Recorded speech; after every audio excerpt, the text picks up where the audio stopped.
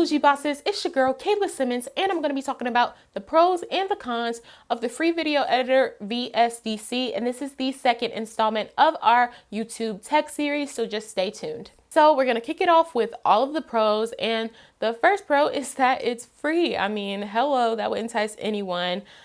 There is a lot of expenses. As you can tell, if you haven't watched the first video of this series, then I'm gonna link it up here in the description. Please check it out, because that video will show you that a lot of tech expenses can rack up pretty quickly, and so you want to look for any kind of cuts on costs when you can. And so a free editor is the best way to go. Now obviously, if you have like an Apple product, like a Mac or an iPhone, you have iMovie. But for Windows users or non-Apple users, like it's a little bit, I don't know, there's probably like a known video editor that I probably just don't know of, but I don't know. I can't really think of one. So that's why I was researching different ones that I could use. And so this is perfect. Like, it's so detail oriented.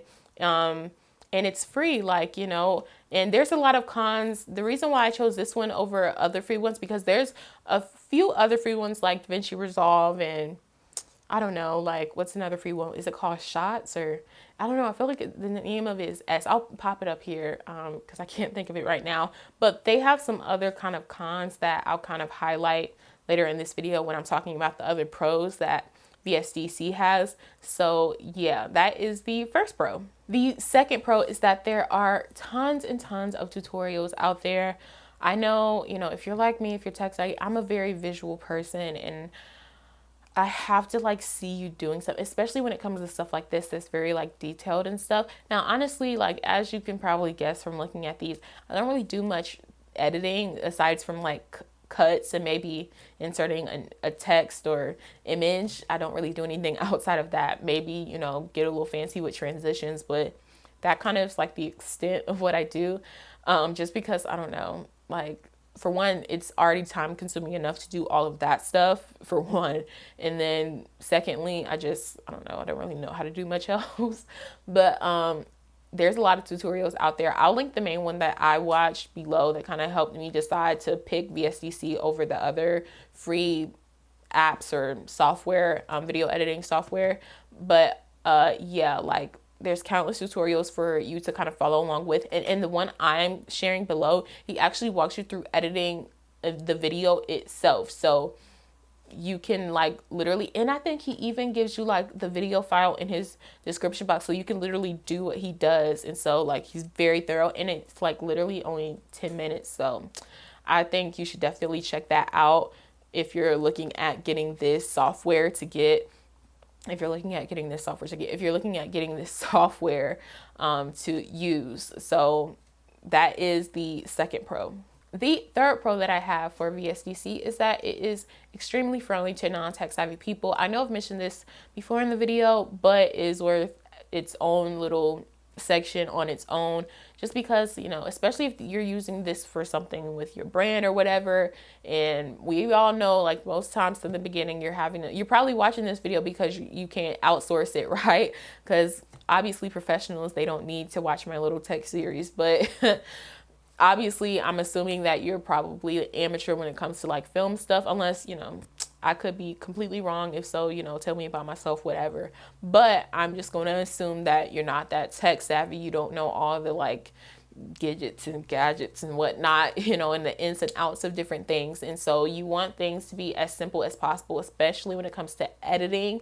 And let me tell you, it's very straightforward. It's easy to create new projects. It's easy to do the cuts and all the little different, if you're needing to cut something out, if you're needing to add something in, transitions. It makes it very and I like how at the top, you'll see that, maybe I'll insert a picture or something, but you will see it has the big kind of what's it called? I don't know, not search bar, but task bar or whatever it's called at the top of most of these software applications. And you're able to not only do things or make edits or whatever it is that you're adding in up at the top, but on the sidebar And even down below, like you're able to kind of just, it has miniature versions of that, and so I don't have to always like do extra clicks when it comes to like importing a video or adding in a picture or something. Like it has like 3 little bars where it's like video, audio, and then picture, and you can just click on them and add them straight there. And it's just, I don't know, like it's just really user friendly, I'd say. And then they have this little sidebar with all the little, now I'm not even going to pretend, I think I'm going to insert a picture up here so you guys know what I'm talking about. I'm not even going to pretend to know what all of that stuff means. I just pay attention to like the duration of stuff and the time that it starts. And I don't know, you're able to just like edit so easily. And I don't know if you could do this on, I'm pretty sure you probably can, but I like how you can like click directly on the screen. Like let's say you add some text to the screen, but the text, and because when you're editing it on the bar, like down below, it may be small, and you can adjust like the size of it. Like if you want to like work, especially down there, but sometimes you may just want to like, I don't know, take shortcuts. And so it allows you to like, let's say click on text on the screen to edit it that way. Like if you want to make the time shorter that it's up on the screen, like how the text words that I use, like let's say, cause with the pros and the cons, like I'm going to be adding this stuff on the screen. So I'd be able to click like, cause what is this one, non-tech savvy friendly for this pro? I could like click it right now and, you know, make my little edits to it, or make it longer or make it shorter. And I don't know, I just like how there's a lot of shortcuts to stuff, because it just, editing is already long enough on its own. And so it just makes everything very convenient for the user. So that is the 3rd pro. And the 4th pro that I have is that there are no watermarks. Now this is an issue with some of the other free video editing software apps, whatever you want to call them. A lot of times, it as is with most free software that you would use, you know, there's watermarks, which is so ugly. Like who want, like that kind of negates the whole purpose of creating a video if you're just going to have a word. I don't know. I just feel like if you're going to watermark your stuff, you just might as well not have a free version, you know? But I don't know. Maybe it's a way that to get them to like, I don't know, entice them and kind of just test out the use. I don't know. Maybe that's why it is. Now for the cons. I actually only really had one con. Now watch me think of another con as soon as I'm done with this video. Ugh, I can't. If I do, I'll just edit it in or something. But the one con that I do have is that the video playback lags a little. And I don't know if that's just like me, but it's like, I know my Wi-Fi is working. I don't know. It could just be me, but every time I've gone on that software app, the video lags. And I know that may not be a big con to most people, but when you have to make cuts, and especially with me, like I make really precise cuts, and if the video is like lagging, kind of like skipping through as it plays, like it makes it hard when you have to like pause at a certain spot to cut a part out, because it, more often than not, I have to like play it back a few times just to get the right cut or right pause. I hope what I'm saying is making sense, but I have to pause it a few times, like just to get the right, you know, parts to cut out, just because it's always a little hair behind, and it kind of like talks over each other. Like let's say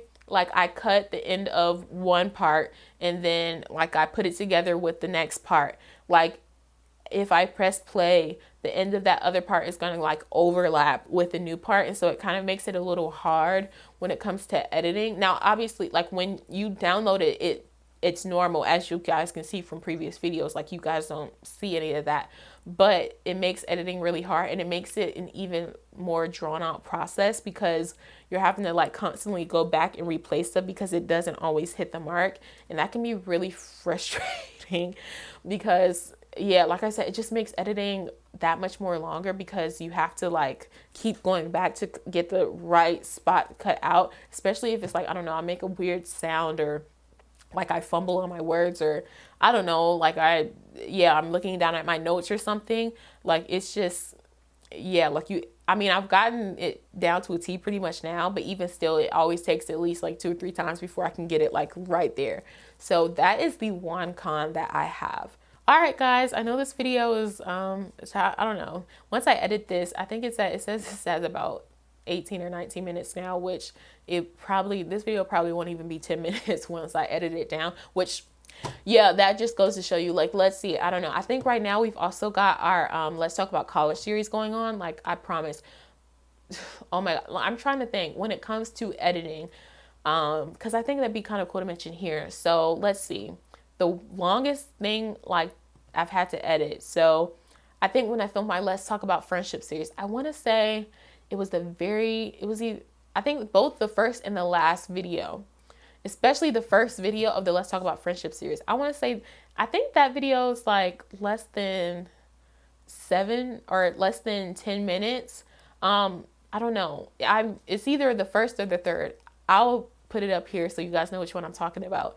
And when I say there were like 144 edits on that thing, that video probably was like almost 30 minutes long, the raw footage of it. And then I edited it down. Like by the time I was done editing, it was less than 10 minutes. Like, I'm not even kidding. That took forever. So that just goes to show you, like, it takes a lot of work. Now, I will say that day was kind of just like an off day. Like, I was fumbling a lot, like, so I just had to cut a lot more out. But man, that was rough. Like, so just be prepared for some long editing days, especially if you're starting out by yourself. Like, I'm not even gonna sell you some sort of pipe dream. It is very time consuming. That's why I dedicate whole days to just editing. But yeah, so just word of the wise. I wish I had more cons. Actually, I mean, no, I kind of wish I don't have more cons, but yeah, I probably will think of one later, but I don't know, maybe not. I hope you guys found this video helpful when trying to decide, especially for my non-Apple users, trying to decide which video editing software to use. Let me know what you think down below in the comments. Like this video and subscribe if you're not already. Also, click the bell next to it to be notified. I love you so much, bougie bosses, and I will see you next time. Bye!